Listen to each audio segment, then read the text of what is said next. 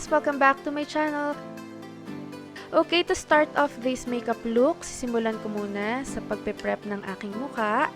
Gagamitin ko muna ang aking serum. Lahat ng mga gagamitin kong product, ang name nila ay makikita nyo sa taas. Ayan, i-apply ko lang siya gently sa aking mukha. Okay guys, wag natin skip ang ating skincare routine bago tayo mag-apply ng ating makeup. Susundan ko na siya ng moisturizer. Sobrang nakakatulong kasi na hydrated yung mukha natin bago tayo mag-a-apply ng makeup. Ayan.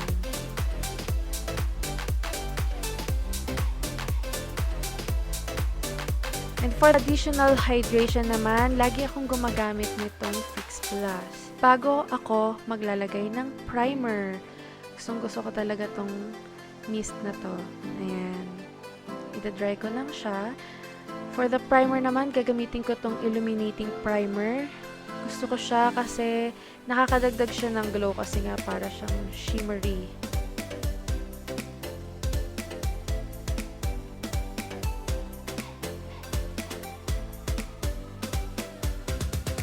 And then lip balm.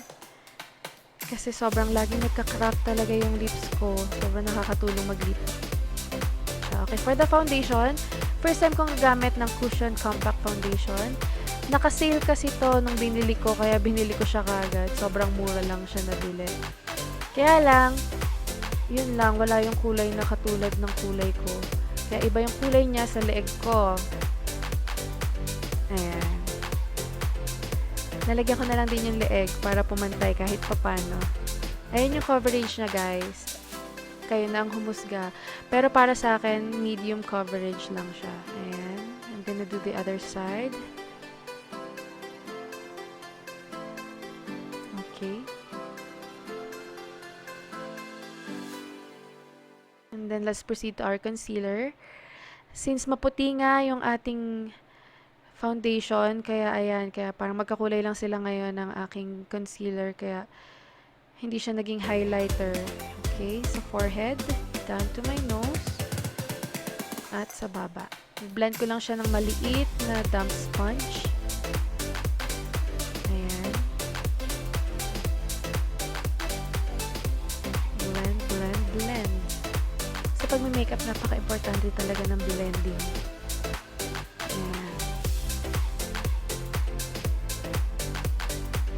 Ayan na siya. Proceed na tayo sa ating setting powder. At biglang pumuti ang aking mukha. Pasensya na, nagpapabago-bago talaga yung lighting ko. Hindi ko alam sa setup yata ng camera. Pero hindi siya ganyan kaputi sa personal, guys. Sa eyebrow naman tayo. Nagsisimula ako lagi sa buntot. Mas sanay kasi ako nagsisimula sa buntot. Ayan. At guys, makikita nyo rin na ang hindi pagkapantay ng aking kilay. Isipin nyo na lang, hindi sila identical twins, sila yung magkapatid. Minsan kasi sa magkapatid, merong mataba, meron din namang payat. Meron din naman minsan matangkad, meron din namang bansot. Kaya, pagpasensyahan nyo na ang kilay ko. Okay, eyebrow mascara naman tayo. To set yung powder na inilagay natin. At para hindi na rin kalat ang ating buhok sa kilay.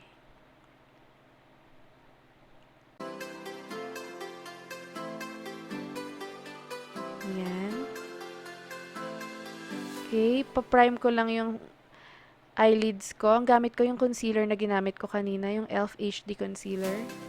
To prime my eyelids. I-blend ko lang siya, gamit ko yung aking daliri. You can use your brush.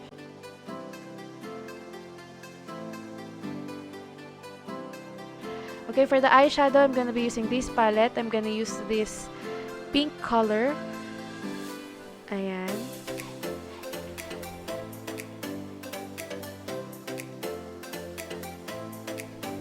And then blend. Importante rin ang blending sa ating eyeshadow. I-build up ko lang ng konti yung kulay pink na eyeshadow hanggang sa makuha ko yung gusto kong kulay. And then, i-blend ko uli siya.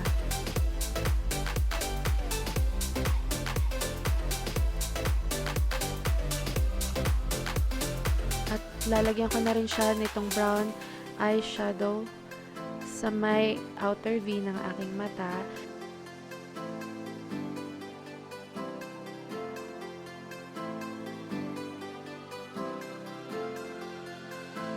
And then, i-blend ulit siya.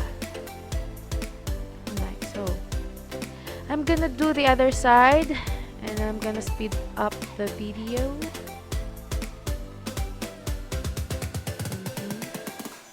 Okay guys, kamusta naman kayo? Kung ano man ang nafe-feel nyo ngayong araw na to, just comment down below.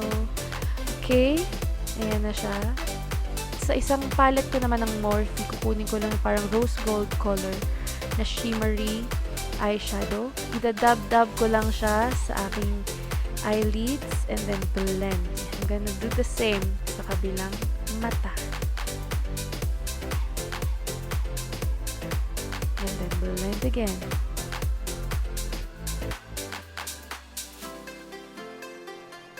Okay guys, kukuha lang ako ulit ng pink eyeshadow kanina na ginamit natin para sa ating lower lash line.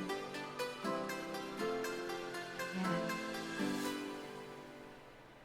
Kukunin ko lang tong lighter na eyeshadow para gamiting highlighter sa inner corner ng aking mata para magmukhang brighter yung mata natin.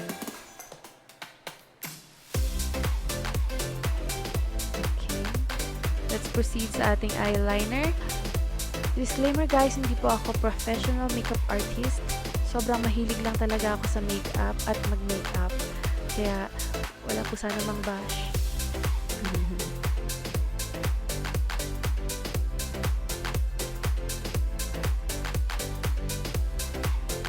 At extra ang aking babing umiiyak. Tatantrum siya. Pero ayan, natutuwa siya sa ilaw. At saka sa mga makeup na nakakalat sa table. Ayan, oh. Hi, baby. Okay, go back to your daddy na. Okay. Balik na tayo. Falsies naman tayo. Ayan. Inuuna ko siyang ilagay sa gitnang part ng mata ko. And then, yung mga gilid naman, ididikit ko. Ayan. Ito yung madaling technique ng pagkakabit ng false lashes. Ayan.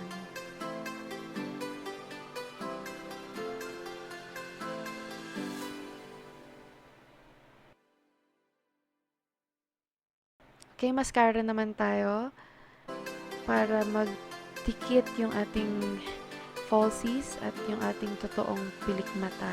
Ayan.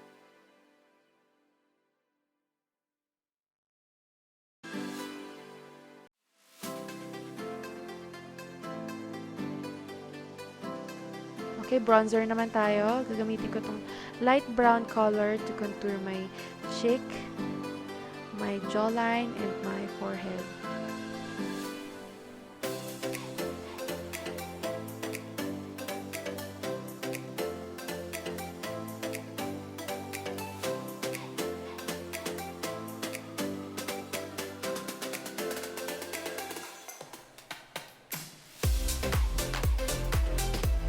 And I'm gonna do the other side.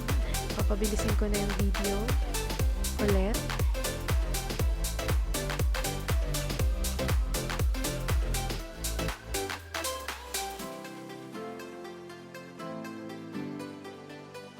Okay, sa nose naman tayo. Alam nyo guys, FYI lang talaga guys, ayoko talaga nang nagko-contour ng nose dati. Kasi sabi ko lalong na-emphasize yung pagkapangu ko. Pero nung nakita ko sa video, uy, ayos din pala mag-contour ng nose. Ayan, nagko-contour na ako ng nose ngayon. Nakatulong din pala siya. Blush na tayo. For the blush, I'm gonna be using this palette. Yung pink color dyan. Idadab ko lang siya sa aking cheek.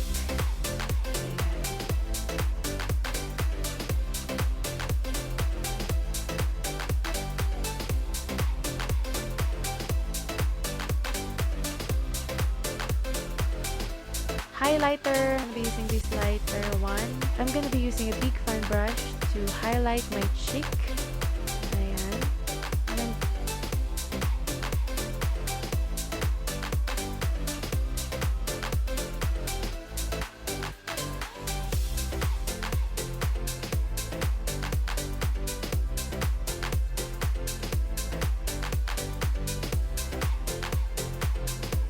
gonna be using a smaller one for my brow bone.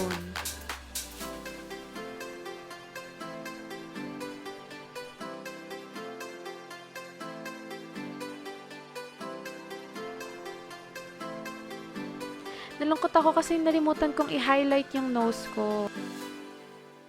Okay guys, ngayon naman lipstick naman tayo.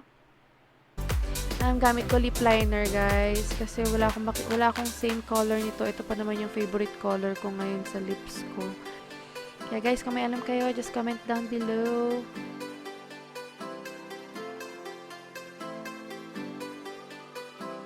Ayan. Okay guys, tapos na. Ito na ang kinalabasan ng ating look for today. Sana nagustuhan nyo. Thank you for watching, and if you like it, don't forget to click the thumbs up and please subscribe to my channel. Thank you for watching. Bye!